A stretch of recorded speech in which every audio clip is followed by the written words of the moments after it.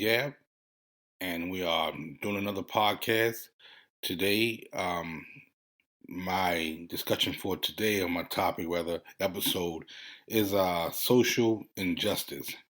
As you guys all know, we have a lot of things going on today out here in this world, and it's not too good.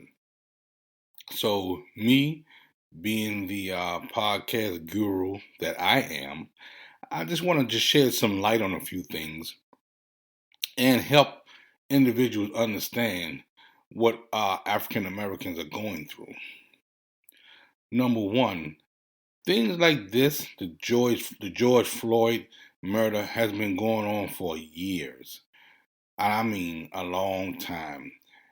And quite frankly, it needs to stop. It really does. I mean, African Americans, brown people, however you want to call it, are fed up. We're fed up.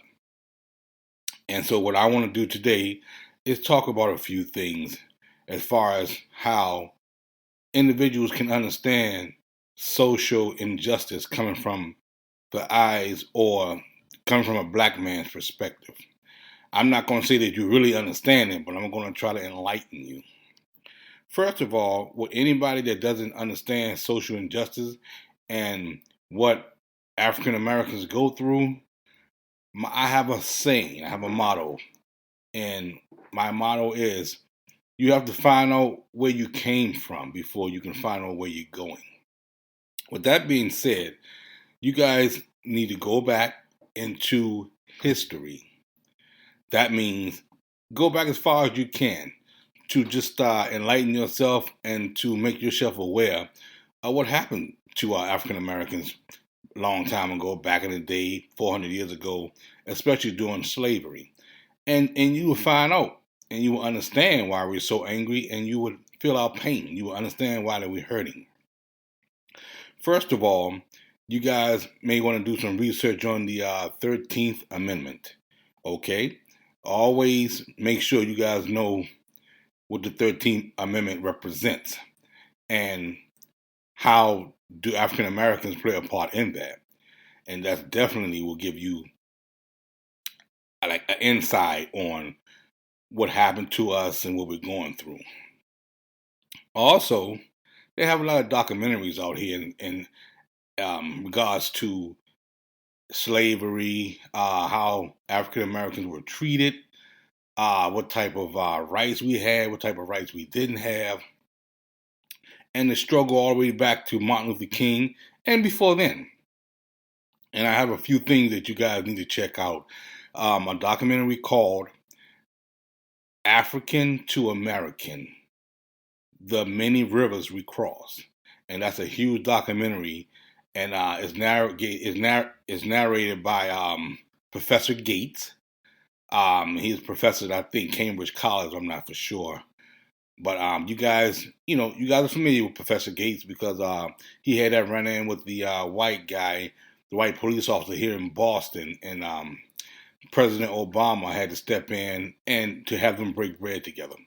Well, this is definitely a smart, prestigious guy, Professor Gates, and he does that documentary, and that breaks down everything from the beginning of slavery, how we got picked up, where did we disperse, who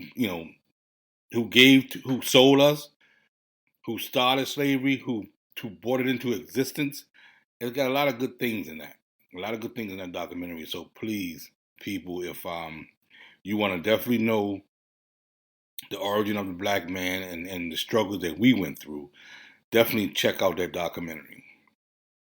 And another thing that I like to say, I've been talking to some friends and things like that, and once again, a lot of people just don't understand the frustration.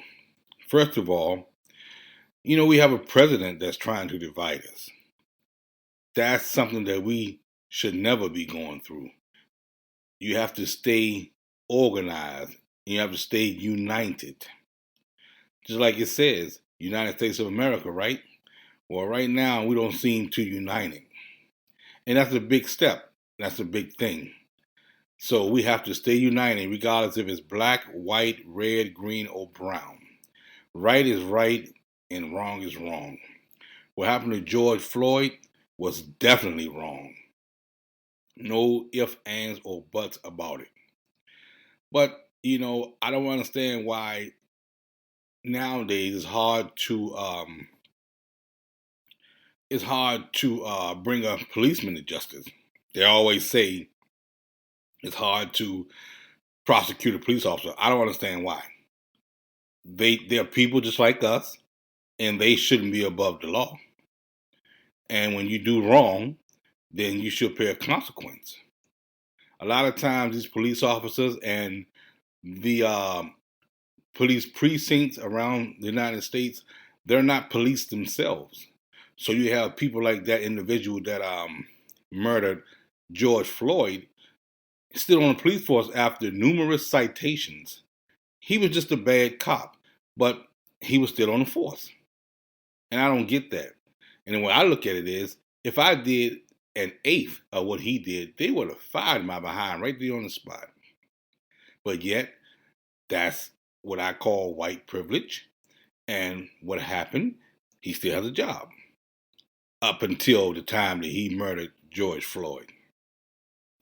And how they came to justice with that was good. It may not have been as quick as we wanted it to be, but they did it. So what they did, they charged, they charged all 4 officers with second-degree murder, and hopefully the trial will be coming up soon. Now, I'm definitely going to be looking at that trial, because that trial is going to be significant into, how far we go and what happens after that.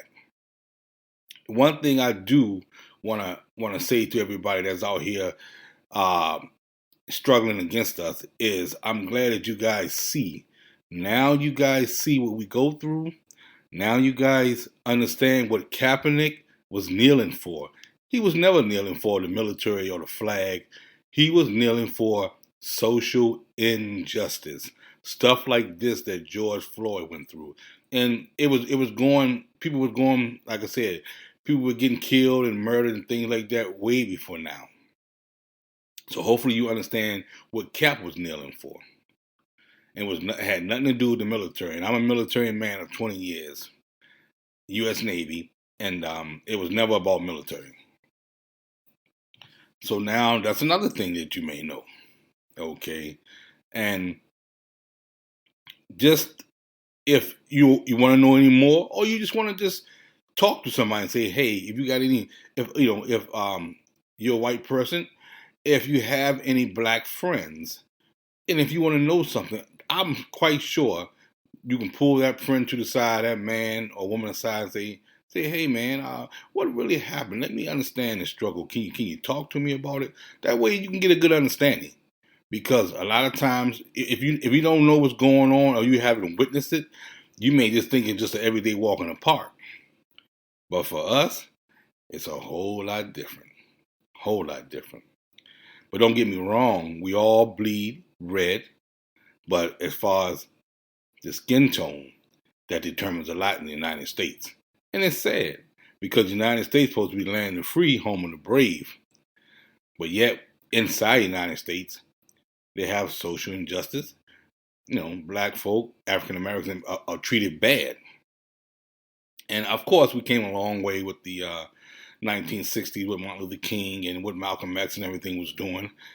We were able to vote, but it shouldn't had to have come that far. We are people. We should have been voting right along with the white folks. We all humans. It shouldn't be categorized by race or anything like that. This is the human race. And that's what we should embrace. Embrace us being humans and living together in harmony. And I'm always optimistic about stuff like that. Like I said, they got bad apples in every bunch. But for the most part, you want to make sure everybody that's on one accord and being good to each other. We have kids nowadays, and kids don't understand this. They don't understand what's going on. They're actually afraid because they don't know what's going to happen to them when they step out the house on a day-to-day basis. They don't know if the police, going to come down on them or going to kill them. And it's sad. We shouldn't have to be living in fear. Not in the United States. The police supposed to be for justice, officer of the law, not running around here like gangbusters. We should be able to have faith in the police and trust them. A lot of times, nobody have faith in the police, and we definitely don't trust them. It's sad to say that when I was coming up, as a child, and once I got to the point where I understood police brutality and things like that, I never really wanted to be a police officer because nowadays, police officers don't get no respect. They get no respect, and it's sad because I like to go back to the days when I was a child and going to school. We all respected police. We used to call them up. They had what you call an officer-friendly program, and they used to come to the schools around the neighboring cities and things like that. Well, the city that I'm from is D.C., and they would come around. They had a band, and they would play music, and they would talk to the kids about don't do drugs and things like that. And it was almost saying the police are on your side, and it's cool to be a policeman. And some of the kids, and even to this day, some of the kids and whoever else, they wanted to be police. But nowadays, I'm not too sure. I'm not too sure. A lot of times these cops, they hide behind their badges, and they just do what they want to do, and I don't get why. I don't get why. So hopefully, as this thing ends up, or as this thing wraps up, what we need to be doing and what needs to happen is we need to get these legislative laws turned and changed that reflect the good of people, not just protect bad people like cops. If a cop does something bad, they need to pay for it. You guys know a while back they had implemented the body cams and stuff like that for the police officers. But who's policing them? How do you know if that particular police have the body camera on or not? That's something that needs to be looked at. And if that particular police doesn't have his body camera on, on a day-to-day basis, especially when he's out doing his 9 to 5, his job, he should be reprimanded. Because if you were issued anything like that, such as a body cam, that's a part of your uniform, just like your badge. You need to have that, and you need to implement that, put that on your body and wear that. And if not, you should be considered out of uniform, and you should be reprimanded for that. The way I look at it, if they should establish some type of law. If a police or if some type of person of law enforcement is doing something that's unjust, maybe give them the 3 strikes and you're out. Then again, don't even give them that. Give them a warning. The next time, fine them. I believe you hit a person in their pocket, hit them where it hurts as far as their pay, I think they'll understand. They will understand. And if they keep doing it, fire them without no pension. Because he wants no pension after 17, 18 years serving, in a job. And that individual just might think twice before he knocks somebody over the head or put his knee in one's neck. He just may think about that. Another thing I want to address too is how police are trained. I mean, if anybody can tell me, you guys can get in touch with me, or I'll do some researching myself. Hopefully they're not teaching this knee to the neck thing, because that's definitely not good. They should be teaching safety tactics to be able to take an individual down, regardless if he on drugs, regardless if he been drinking, regardless if he have mental disabilities, so on and so forth. A police officer should know how to handle himself accordingly.